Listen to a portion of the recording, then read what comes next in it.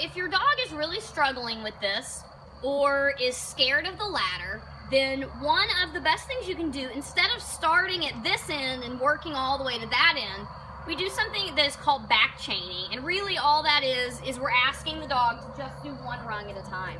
So we might bring the dog in right here and then right back out. And so even though that's kind of sideways, it's still the same principle of the dog stepping through the rungs. And when they can walk back and forth like this without being scared, good. Then you can ask them, thank you, just to step through one rung and then come out of the ladder. Good girl. Sit. Super. Sit. Thank you. And then you can do 2 rungs. And then out. Good girl.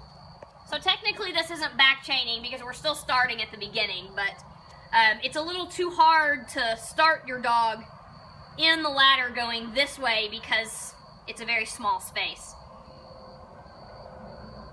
And so when your dog when your dog is comfortable with just the 2 rungs, then you can bring them out sideways. Good. And then you work your way all the way down the ladder until the dog is comfortable going all the way down the ladder. So that's one of the ways that you can troubleshoot. If your dog is really, really rushy and just wants to run, even with the food drop between the ladder, you can always put the dog on a leash. Though I like to avoid physical restraint if at all possible because I think it doesn't let the dogs think as much. They're too busy, you know, we're controlling them a little bit more, so we're doing the controlling and the thinking for them. So if possible, leave your dog off a leash.